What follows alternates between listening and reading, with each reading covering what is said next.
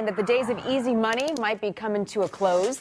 The Fed's starting to tap the brakes on the stimulus, raising the interest rate it charges banks. This discount rate is now 0.75%. But the Fed says this isn't a signal it's going to start raising rates for consumers or other borrowers. It just says those rates need to remain exceptionally low for an extended period to keep the recovery going. It's just going to look at these discount rates right now.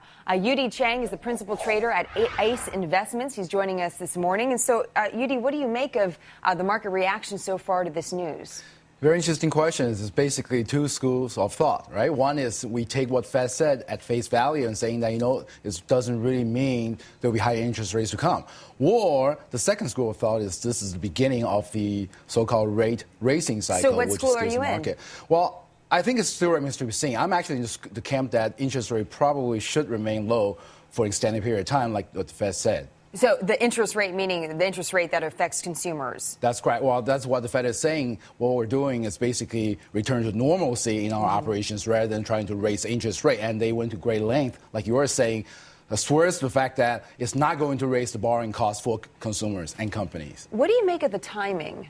The timing is actually pretty interesting. Right before we actually had a pretty strong PPI number yesterday, and also this is when the 2-year yield and 10-year yield, 5-year yield at a historical high. So the timing part of it is hinting the market participants maybe they are worried about inflation down the road and they want to tighten. Do you think this reaction that we see again early on in the markets continues throughout the day? Will this have carry through? I think so. I think it's going to be a lot of choppiness in the market as people try to sort out what they think.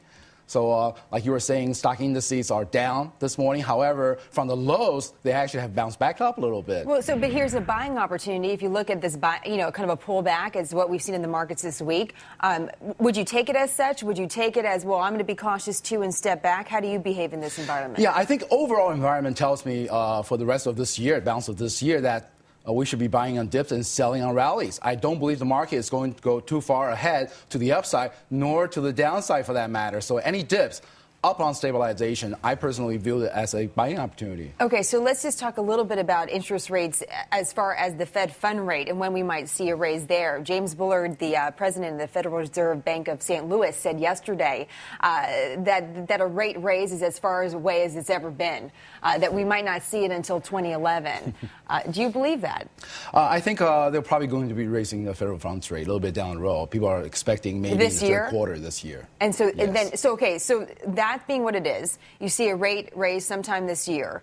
You see the market's pulling back a little bit on this. Then where do you put your money to work here? Well, right now it's kind of interesting because raising rates, you have to take back the stimulus, like you were saying, stepping on the brakes basically. And there's only two ways to do it. One is by raising interest rate. The other is actually physically by taking the money away. So I think the best way is probably do a combination of it. I think of this calculation of every quarter point of raise, you should take away about $100 billion of stimulus. But where are you looking then, considering the environment, to put your money? Well, I think raising interest rate is going to be negatively impacting the market initially. However, after a couple of raises, people get used to it a little bit. So I think there's still opportunities in the market.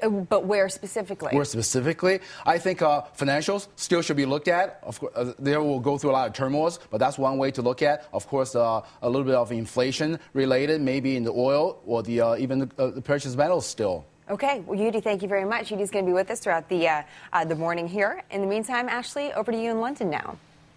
All right.